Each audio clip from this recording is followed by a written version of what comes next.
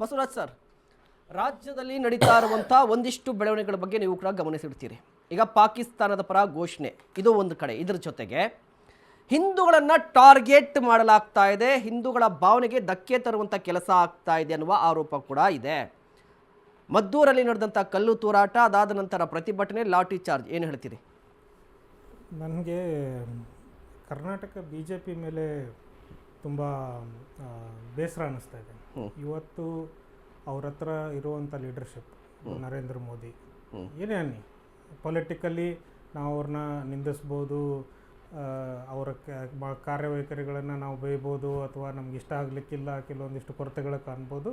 No doubt ಇಷ್ಟಿಲ್ಲ leader of the country, one of the prominent faces ಇರೋ Indian political ಸ್ಪೇಸಲ್ಲಿ ನೋಡಿದರೆ ಅಂಥ ಒಂದು ಲೀಡರ್ನ ಇಟ್ಕೊಂಡು ಕರ್ನಾಟಕದಲ್ಲಿ ಇವ್ರಿಗೆ ಪಾಲಿಟಿಕ್ಸ್ ಮಾಡೋಕ್ಕೆ ಇಂಥ ಒಂದು ಕ್ಷೀಣ ವಿಚಾರಕ್ಕೆ ಇವ್ರು ಇಳಿದ್ಬಿಟ್ಟು ಪಾಲಿಟಿಕ್ಸ್ ಮಾಡಬೇಕಾ? ಇವತ್ತು ಹೇಳ್ತೀನಿ.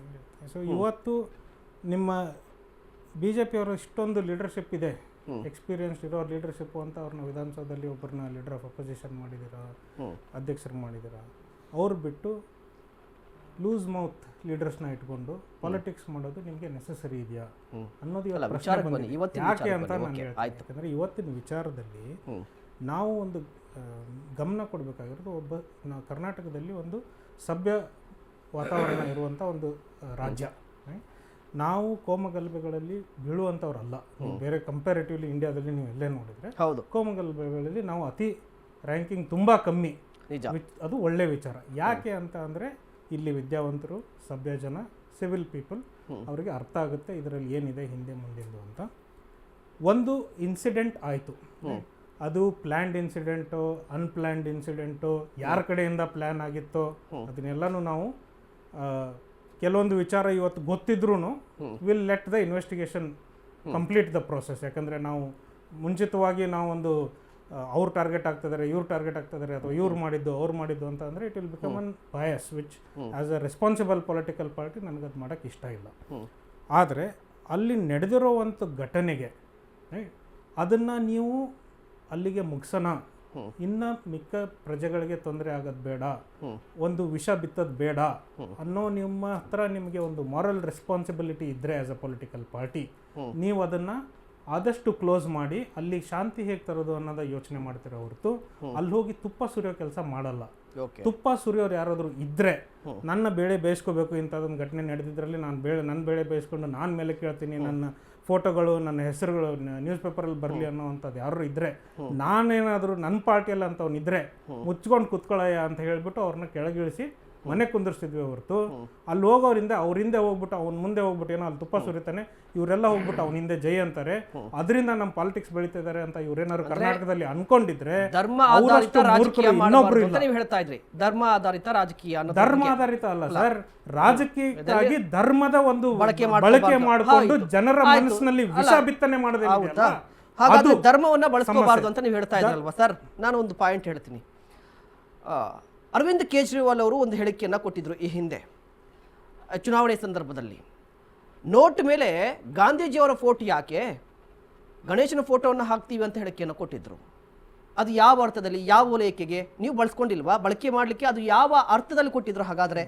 ಸೊ ಈಗ ನೀವು ಔಟ್ ಆಫ್ ಕಾಂಟೆಕ್ಸ್ಟ್ ನೀವು ಅದನ್ನ ಕೋಟ್ ಮಾಡಿದರೆ ಕಷ್ಟ ಆಗುತ್ತೆ. ದ ಪಾಯಿಂಟ್ ಬೀಯಿಂಗ್ ದಟ್ ಅವ್ರು ಹೇಳಿದ್ದು, ಯಾರೋ ಒಬ್ರು ಪ್ರಶ್ನೆ ಕೇಳಿದ್ರು, ನಾವು ಲಕ್ಷ್ಮೀ ಮತ್ತು ಗಣೇಶನ ಪೂಜೆ ಮಾಡ್ತೀವಿ ಒಂದು ಬಿಸ್ನೆಸ್ ಕಮ್ಯುನಿಟಿಗಳಲ್ಲಿ, ಹೀಗಾಗಿ ನಾವು ನೋಟನ್ನು ಲಕ್ಷ್ಮಿ ಥರ ಕಾಣ್ತೀವಿ, ಹಂಗಂದ್ರೆ ಅದರಲ್ಲೇ ಯಾಕೆ ಫೋಟೋ ಇರಬಾರ್ದು ಅನ್ನುವಂಥ ಒಂದು ವಿಚಾರ ಬಂದಿತ್ತು ಅಷ್ಟೇ. ಅದು ಬಿಟ್ಟರೆ ಗಾಂಧೀಜಿಯವ್ರ ಫೋಟೋ ತೆಗೆದ್ಬಿಟ್ಟು ಇನ್ಯಾರ್ದು ಫೋಟೋ ಹಾಕ್ಬೇಕು ಅಂತ ಅರವಿಂದ್ ಕೇಜ್ರಿವಾಲ್ ಅವ್ರು ಯಾವತ್ತೂ ಸ್ಟೇಟ್ಮೆಂಟ್ ಕೊಟ್ಟಿರಲಿಲ್ಲ. ಧರ್ಮನ ಬಳಸ್ಕೋಬಾರ್ದು ಅನ್ನುವಂಥ ಸ್ಟೇಟ್ಮೆಂಟು ನಾನು ಕೊಟ್ಟಿರಲಿಲ್ಲ. ಧರ್ಮ ಬೇಕು. ಯಾಕೆ ಬೇಕು? ಜನರಿಗೆ ಒಂದು ವಿವೇಚನೆ ತುಂಬಕ್ಕೆ, ಜನರಿಗೆ ಒಂದು ಒಳ್ಳೆ ಸದ್ಮಾರ್ಗದಲ್ಲಿ ತಗೊಂಡು ಹೋಗೋಕ್ಕೆ ಧರ್ಮ ಬೇಕು. ಅದಕ್ಕೆ ನೀವು ಧರ್ಮ ಬಳಸಿ, ಪಾಲಿಟಿಕ್ಸ್ ಅಲ್ಲೂ ಬಳಸಿ, ಏನೂ ತೊಂದರೆ ಇಲ್ಲ. ಯಾಕಂದ್ರೆ ಜನರು ಇವತ್ತು ನೀವು ಬೇಕಾದಷ್ಟು ಉದಾಹರಣೆಗಳು ನಾನು ಕೊಡಕ್ಕೆ ರೆಡಿ ಇದ್ದೀನಿ.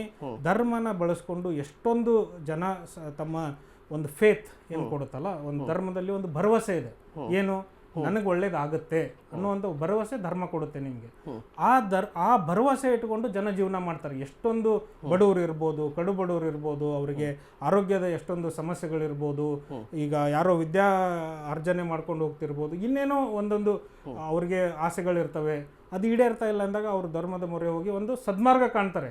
ಯಾಕಂದರೆ ನಾನು ಕಳ್ಳ ಆಗೋನು ದೇವ್ರಿಗೆ ಹೋಗ್ಬಿಟ್ಟು ನನಗೆ ಹೆಂಗಾರು ಮಾಡಿ ಶ್ರೀಮಂತ ಮಾಡಪ್ಪ ಅನ್ನಲ್ಲ. ಸದ್ಮಾರ್ಗದಲ್ಲಿ ಹೋಗ್ಬೇಕನ್ನೋನು ಧರ್ಮದ ದಾರಿ ಹಿಡಿತಾನೆ.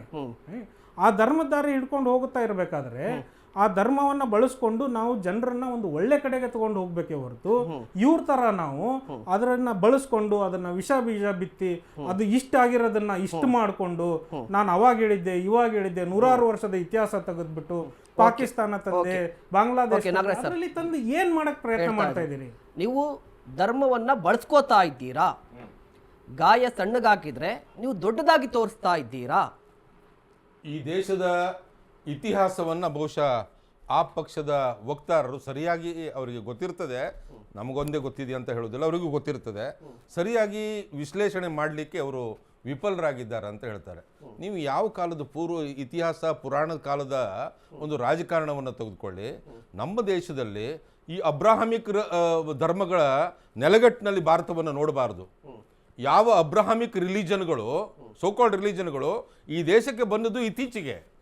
ಆದರೆ ಈ ದೇಶದ ಸಂಸ್ಕೃತಿ, ಸನಾತನ ಸಂಸ್ಕೃತಿ, ಧರ್ಮ ಸಂಸ್ಕೃತಿ, ಇಲ್ಲಿ ಧರ್ಮ ಮತ್ತು ರಾಜಕಾರಣ ಯಾವಾಗಲೂ ಬೇರೆ ಆಗಿರುವಂಥದ್ದಲ್ಲ. ವಸಿಷ್ಠರು ಸಹಿತ ರಾಜನ ಆಸ್ಥಾನದಲ್ಲಿ ಕುಳಿತು ರಾಜನಿಗೆ ಧರ್ಮ ರಾಜಕಾರಣವನ್ನು ಹೇಳ್ಕೊಡ್ತಿದ್ರು. ನೋಡಿ, ಇದು ಧರ್ಮ, ತಂದೆ ತಾಯಿಗಳಿಗೆ ಗೌರವಿಸುವ ಧರ್ಮ, ಪ್ರಜೆಗಳನ್ನ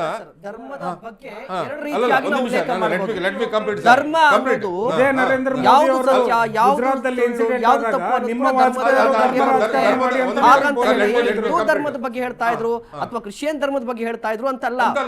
ಧರ್ಮ ಅಂತ ಹೇಳಿದ್ರೆ ಏನು? ಸತ್ಯ, ನ್ಯಾಯ, ಆ ರೀತಿಯಾಗಿ ನಡೀಬೇಕು ಅಂತ ನಮ್ಮ ಧರ್ಮ ಹೇಳ್ತಕ್ಕಂಥದ್ದು ಅದೇಯ.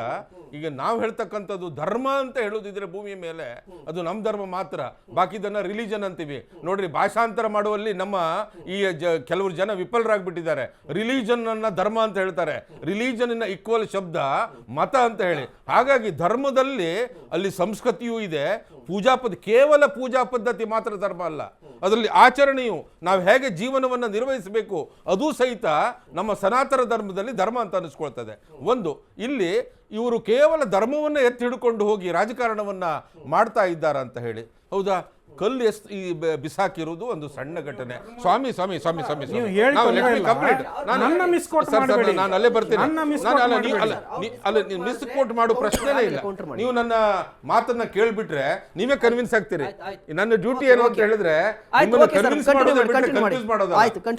ಈಗ ಕಲ್ಲನ್ನ ಬಿಸಾಕಿದ್ರು ಅಂತ ಹೇಳಿದ್ರಿ. ಕಲ್ಲು ಬಿಸಾಕಿ ಒಬ್ಬನ ತಲೆ ಒಡೆದು ಸತ್ತು ಹೋಗಿದ್ರೆ ಇದು ಧರ್ಮನ? ಈಗ ಕಲ್ಲನ್ನ ಹೊಡೆಯುವುದು ಧರ್ಮನೋ, ಕಲ್ಲನ್ನ ಹೊಡೆಯದೇ ಇರುವಂತದ್ದು ಧರ್ಮನೋ?